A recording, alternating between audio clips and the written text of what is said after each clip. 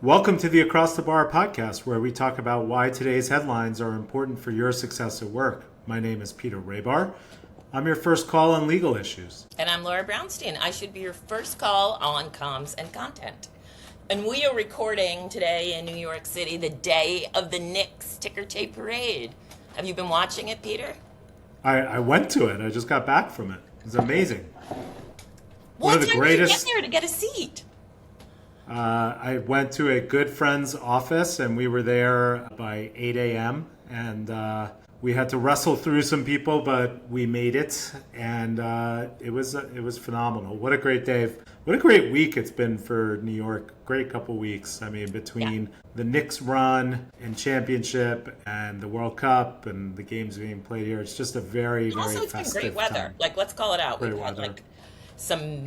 a bunch of 70-degree gorgeous days. It makes it easier to smile and be outside. Yeah, and the U.S. Open's going on out on Long Island, but the parade was phenomenal. I mean, the Knicks run has brought New York together in a way that I haven't seen in I my have never lifetime. seen, I was saying this morning when we were watching it on TV, that I've never seen the city come together for something not bad like this before. Like, Yeah. I've never seen a good thing unite the city to this extent. Yeah, it's united the city. People are excited, talking to each other on the street, going out to watch games together. I mean, I feel like we've solved a lot of problems in one fell swoop with the Knicks. I hope it continues in some shape or form. Wait, what is the problem we solved? Well, we solved like loneliness problems, people not getting along with each other, crime rates lowest that it's ever been, tourism is up. I mean, it's like how many different things is this cured like right away? You know, I mean, it's wild. It's a beautiful thing. Yeah. And I did not know that Jalen Brunson was not the tallest of players until today. Yeah, How tall is he's he? not. I think he's like 6 and change, like not that, maybe 6'2", 6'4", or something like that. How tall are you? You know, I'm 6 foot. All right. So you could, like, dunk on him. Right? No, I Played couldn't. with No him? way. No way. Jalen Brunson is a legend. I would never even attempt to. I thought it to was step so on a nice court when with his dad got called up there also today. It's a great story. It's nice. It's a great story. And I was in LA over the weekend. Even people in LA were just like so Wow. nice about it and excited about it. You know, it was really great. So you were in LA for the big win. yeah, watching with a lot of transplanted New Yorkers, which was pretty exciting. Nice. So Okay. it was a lot of fun. Yeah. All right, we've got stuff to talk about. In our continuing series. Back to work, which Back to no work. one is doing in New York today. No, I've gotten more texts from more friends being like, I don't feel like working. Like, but when I have the Yeah. chance to record with you, I always feel like it. Right, you don't have a Peter. chance. You get opposite text from me. Where are you? When are we recording? What are you doing? What are you doing? Okay, so I feel like we have had a continuing series that's basically how to work. Like, no one knows how to, like, have a job, how to work, like how to comport yourself as an intern, various things. And so we are going to talk about one of them, which is summer office dress code, because it keeps changing, but some things will never change, I don't think. Remote work for the win, which I love. CEO pay versus frontline pay. We're going to talk about secret cabals of powerful people that Peter may or may not be part of. Right, Peter? Yeah, I'm definitely not. Sorry, Definitely not part of any We're powerful. actually talking about a different Peter Thiel's Dialog. I think it's called. Right.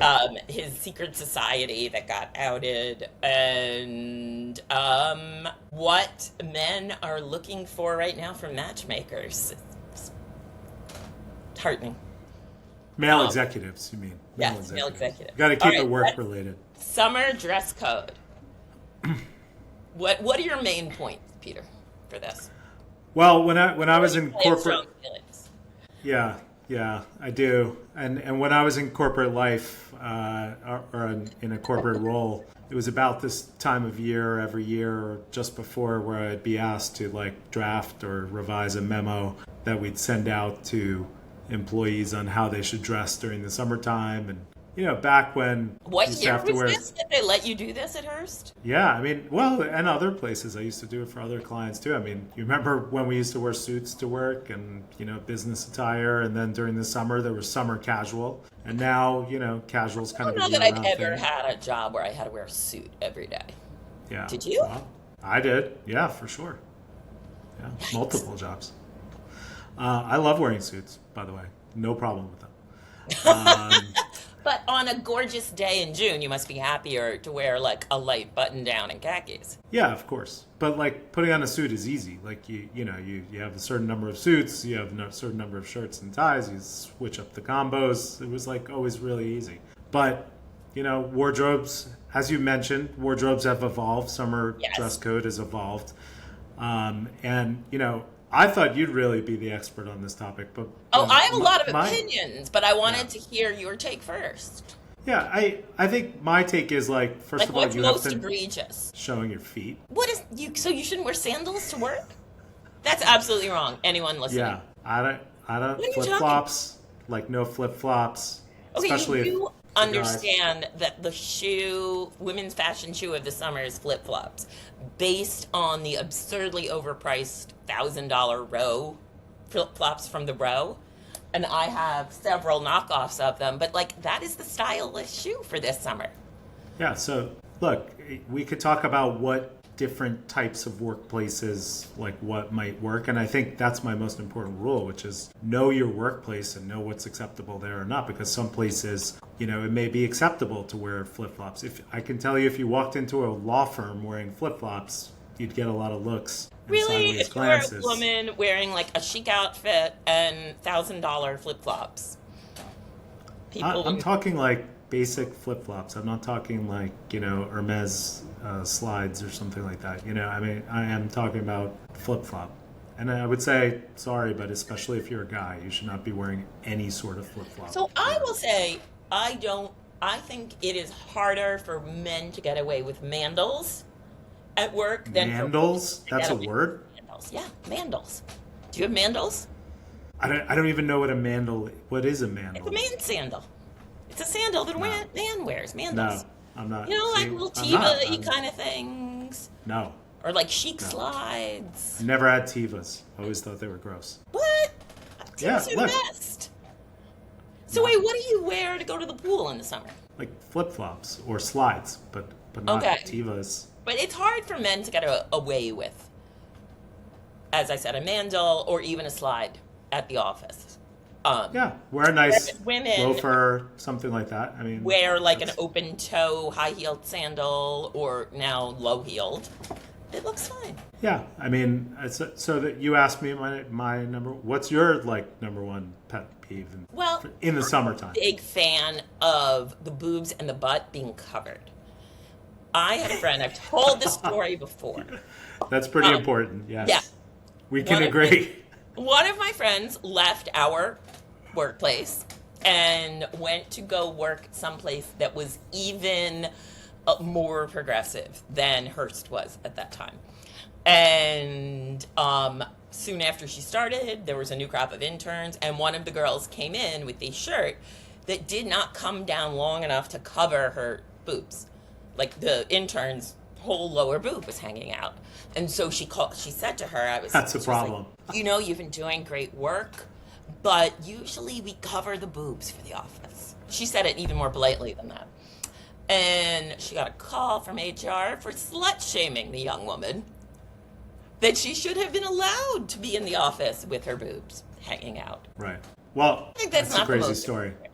Yeah. Well, Yeah. I would say They're you bring. Yeah, you bring up two good points. One is if you're an intern, you should be dressing on the most conservative side of whatever is happening in the office in terms of wardrobe. Like you should not be the flashiest. You should be leaning person. into the most acceptable norm for what you're doing.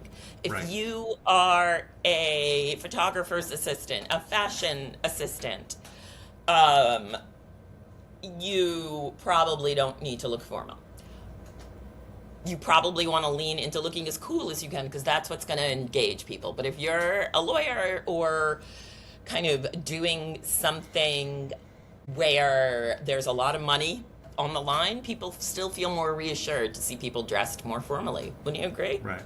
Yeah, I think you have to understand what the workplace, what's acceptable in a workplace, what the culture is. Certain executives have rules. I used to, work with an executive who had a rule that people couldn't wear jeans, period. Like, okay, but that was a long time ago. No, but if they have that rule, you have to follow it. I mean, that's that. So know the rules, know the norms. Yeah. And then I would say from the manager perspective, if there's a problem with someone's outfit, go to HR if you have HR and have them deal with it. Like, so the example you gave, that person should have gone to HR and said, hey, you may want to talk to so-and-so. Some people have been talking about his or her outfit. Or put out a memo. Or put out a memo. Your lawyer and comms I think person the best first step is to not address anyone directly, is to just put out a memo that says, hey, everybody, we love everyone's style, but, and this is the internal comms piece of it, work with your GC to make sure it's appropriate, and then send something out to everybody saying, let's just outline some of the norms for our office. We don't listen to videos, out loud without earphones. We don't, like some office norms, including wear clothes. Yeah. And I can tell you already this summer, I've had some client calls about wardrobe issues, particularly with like summer parties that happen, whether they're just outdoor parties or pool parties. Again, like you don't want to be the person sticking out in these situations. Yes, that's a good rule of thumb. So act accordingly. Okay. I'm just laughing because I'm thinking of some of the stories. I mean, some wild stuff. But you got to think about What do you mean, wild stuff that people wore? Yeah, war stories, things like that. So the goal is like to have fun and to fit in, not stick out. Yes. Well, the goal isn't always to have fun. I mean, if it's a work have party, some fun. Be a fun person, but don't be out of control, rager. Yes. I feel like those are two different topics, but yes. So I, as you know, love working from home. I think it's great for people to be in, if you're trying to build community in office, 1 to 2 days a week, I think really makes a difference. 5 days a week, I don't think most industries need that the way they used to, but I am cracking up at what you sent me, that a lot of the big banks are having to give people the ability to work remotely during the World Cup. Why the World Cup? Just because it's on during the day? Well, a couple things.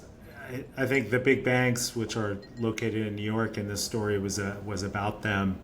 I mean, I went to the World Cup in New York the other day, and the sort of gridlock involved on Penn Station, which is a major transportation hub for Long Island, New Jersey. I mean, that alone could cause hours of delays for employees getting in and out, and that's lost productivity. So, so I think employers... it's not for the comfort. It's not so people can sit home and enjoy having their TV on. It's because the commute will be too much of a nightmare. Right. So employers are saying, rather than lose this productivity, let's just take a W, tell people they could stay home, get the work from them and not have them be inconvenienced. Now in the past, I've worked with employers who said like, oh, I don't care if that happens, just leave earlier. So now you're just making a greater imposition on an employee for what? Then they show up, they're unhappy, they're tired, they're sluggish, they're leaving early. Their friends and family members weren't asked to come into the office, and that's a loss. That's not a W. I think these situations are great opportunities for an employer to gain some credibility and some points with their workforce and say, hey, we understand this is going to be difficult for you. Stay home. Now, if you're on the other side of that, you should only be staying home if you truly have an issue. So if you live, let's say, what they say. Well, but let's say you live in Manhattan and you can get in without any problem, like you should still go in, I think. I don't want to go to Midtown right now. It's going to be a mess.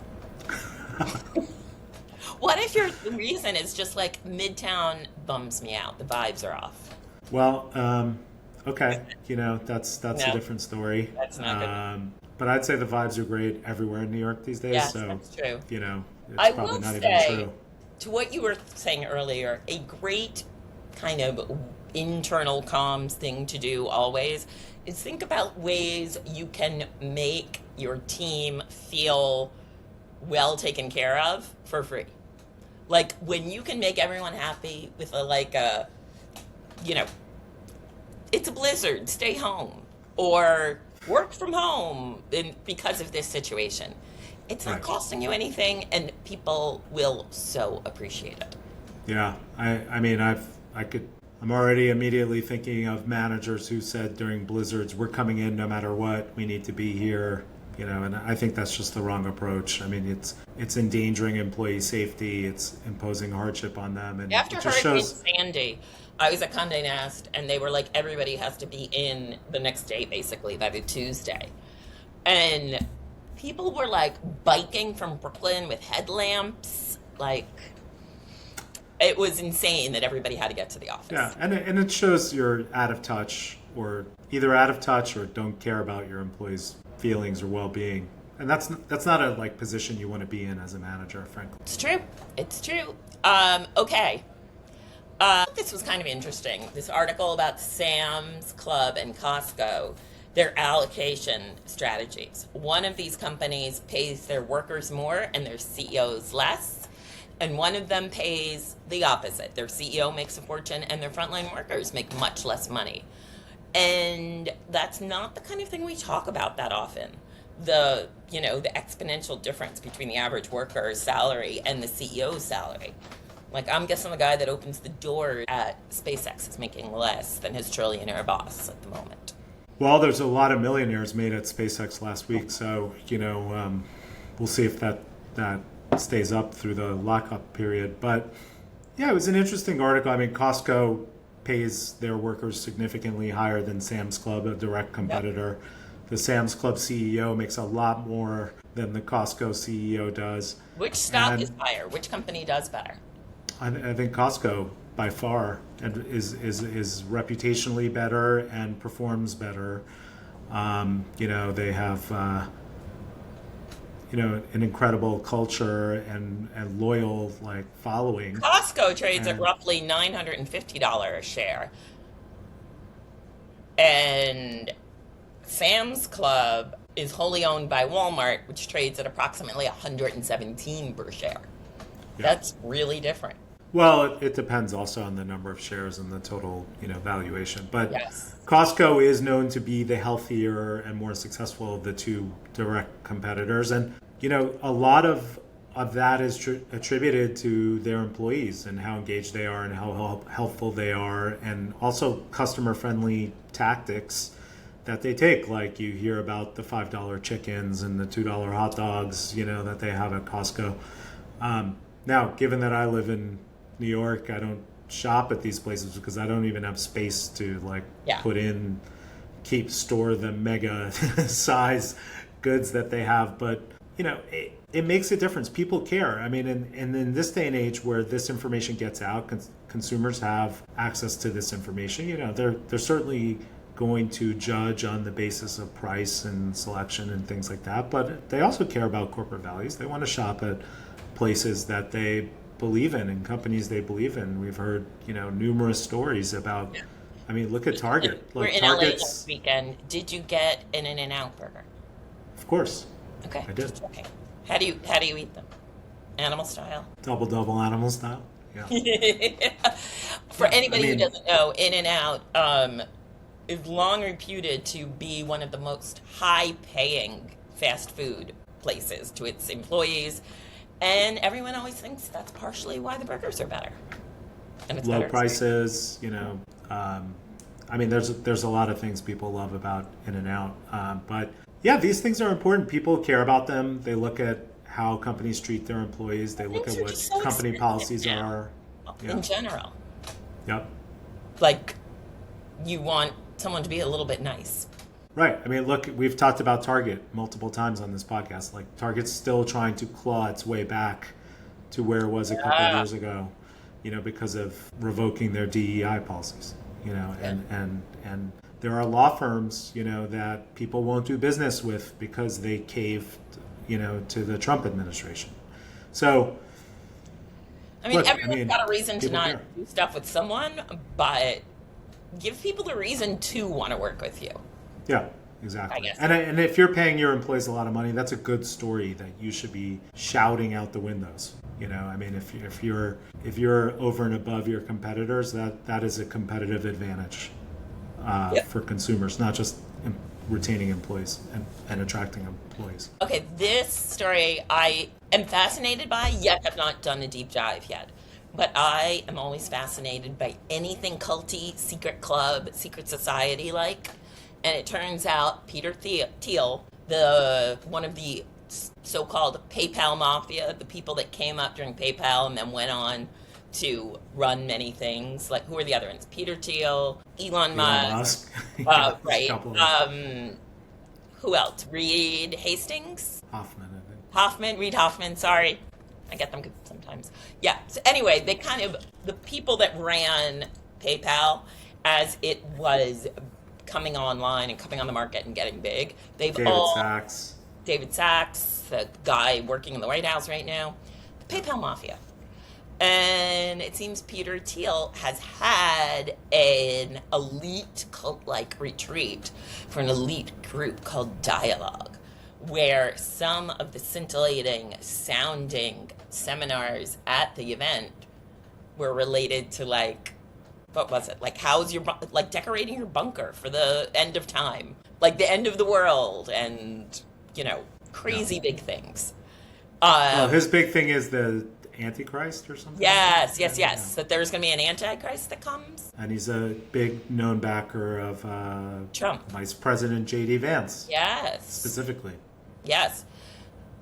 Now, didn't Tucker Carlson had quite a day. call Donald Trump the Antichrist? Which I think is, Tucker Carlson says it's probably true. Says a lot of things. Hard to keep track of, and not someone I pay a lot of attention to. Have you been fascinated by this, like, secret little... I love when you can see, like, connectivity behind the scenes and be like, oh, that's how that deal happened, or that's how those people know each other. Yeah, I mean, the reality is that there's so this membership list was, I guess, one that journalists have been trying to find for a long time, unable to, and was inadvertently disclosed on the society's own website code. And so some hackers found it. But there's a lot of groups like this where, business people get together, for whatever the agenda is. And, Don't try to make this sound like they're talking about, like, how do we save ourselves and not the masses. I mean, these are people who think that they do or should run the world, right?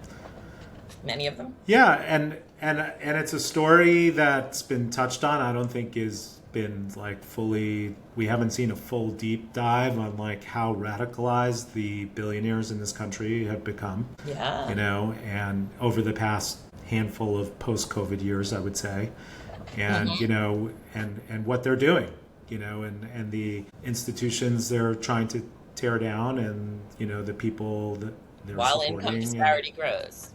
Yeah, and last week, the story about SpaceX was the stock and all that, and we haven't heard much about the implications of having very wealthy people become even more wealthy. Like, what's going to happen? What does that mean? I mean, there are stories now about how Elon Musk can single-handedly swing an election, and guess what? It's true. And is that a good thing? I mean, more than swing an election, not. Yes, that's a bad thing. But he can swing a war if he turns off Skylink certain places. Right. And he's also sitting in all these G7 negotiations, and it's very nervous making. Yeah, I mean, the reality is these groups have existed for a long time. I mean, there's a bunch in California, there's a bunch in New York. I mean, there's different. They fall under different sort of it's like the categories, Masons of old, right? Yeah, I mean, there's the Skull and Bones Society, the Redwood Society, whatever. What's the Redwood? But I don't get too into it. But the thing is, if you're not doing anything wrong, then why can't we talk about it? Why are you hiding the list? Why can't we understand what's going on? That's the question. Yeah. But do you like a cult documentary? Do I like a cult documentary? I love reading about cult, like the Nixium cult, all those documentaries about it. Oh yeah, with Nexium all the is stars from Lois and from Smallville, Well, Superman my good show. friends at the Albany Times-Union were right on Nexium from the beginning and did all the journalism, to Is that a expose Hearst them. paper? Yes. Yes. Go Albany Times-Union. Yeah. They did Loving it. incredible work exposing Nexium and faced incredible adversity in doing it. So, good. I believe in Oh, very disclosure. interesting. Okay. This one, it's not exactly on topic for us. But But can I ask you a question before we move on? I mean, I Yeah. think the important thing is like, what's your advice to a CEO whose name appears on this list? Like, what should they do or say to their I think employees they publicly? say- Do they say anything? Me, I got invited to things. Like, I make light of it, but don't lie. Don't lie is your biggest thing to remember. This is not a time to be like, I never went, because cut to, there will be video of you there. So, don't lie. I would make light of it and not lie. What about you? Yeah, I think it's important to be truthful. I mean, if the list is out there, then it is. And if there's some benefit that you've received from it, or, something that you could talk about that you've done that's resulted from it, that's good, you could talk about it. If there's something you disagree with, you can talk about it. If you've quit because you went to a meeting and didn't like what you heard, you should talk about that. Yeah. But I agree with you. Lying is never a good Bad. strategy. Don't do it, especially not in this day and age. You'll get caught. Yep.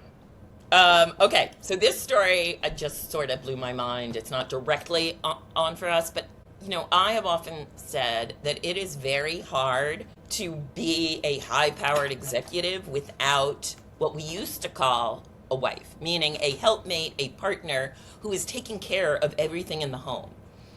And I have many female friends at the top of that heap who have like business managers for their home or like house managers to handle things.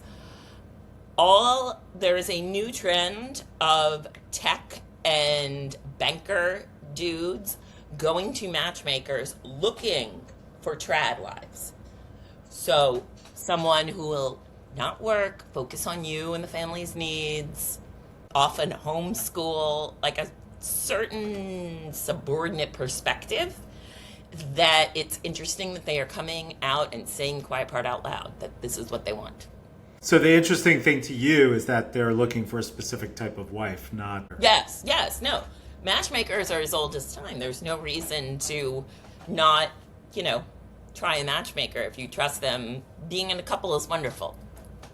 Try things to find the right person. But specifying that you are looking for a woman who will, not work and follow orders is upsetting. It's upsetting, and I would say in some companies there are people who like judge other executives by their spouses, whether they're male or female, right? I'm not saying so. Like maybe they work in a company where that type of spouse is expected. What kind of company is that? Where those? No, just that they I've heard stories about that. I have a side question though. Okay. What do you think if you're like a high-ranking executive in a company? Do you think it's okay to appear on a dating app? Yeah. Live Right? your life. Yeah, exactly. Of course. I mean, like 2026, like what's the problem, right? No problems. I think that is no problem. I don't think that's something you need to disclose or worried about, especially because most of those are not even using the last name. Right. So,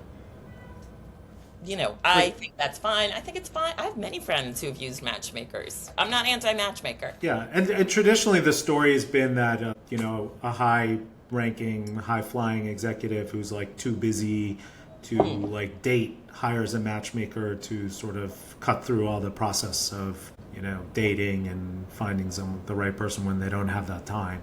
Yeah, it's like a personal shopper, I guess. Yeah. Have you ever used a matchmaker? No, you guys got No. together in law school. Law school. Yeah. Well, I Yeah. mean, we were matched by friends, but yeah, I didn't cute. use a matchmaker. All right, did I forget anything? I think we're ready to hero and zero. Hero and zero. Who's your zero? There's an article in this week's New Yorker by a woman named Heidi Blake all about Andrew Tate and his brother and why they are hiding out, why they were living in Romania, all of the women they brutalized, forced into doing porn for them, and all of the women bringing suits against him, and all of the people tied to the current administration who have gone out of their way to support the Tate brothers and help them make sure they can get in this country, because that is who we need to immigrate to this country. Did you read this article? Not yet, but it is on the reading list. I heard it's very disturbing. Because boys are impressed by these people. Like, they show a flashy lifestyle, and then they say part of it is violence towards women. Yeah, no, it's horrific. Horrific. Read this article. Educate yourself, just so you know what to watch for in people your kids or someone you know might be engaging with. All right, what's your zero? Well, my zero is the Iran deal, which or MOU, which was announced a few days ago, and it's really just disgraceful. Yes. Just the whole thing has been such a horrific episode, why we even started this war in the first place. And now this deal that is just really empowering, enriching the regime that we were told was so bad. I mean, it's a better comments Iran yesterday. got a better deal than they had before, from what I can tell. Yeah, no, empowered, enriched, legitimized, and praised yesterday. The regime was praised yesterday by the president. It's just like absolutely shocking to hear. And it's disgraceful. The whole thing is disgraceful. As I said a few weeks ago, the people in Iran suffer. There is allegedly going to be a fund for reconstruction. Who knows if that money is even going to be used or how it's going to be used. The regime is now portrayed as standing up to America and Israel, more empowered than ever. Regime change is not on anyone's mind, in the U.S. anymore. They just want to get out of this as soon as possible. They never should have been in it. What a mess. So, awful. Just awful. I hope things get better for people, your family, and others living in Iran who have had to bear the brunt of all of this terribleness. Yeah. Uh-huh. Do you want to do your hero? Yeah, I'll do my hero. Finally, I've been saving it for a couple weeks. I will say the world champion New York Knicks. Yes.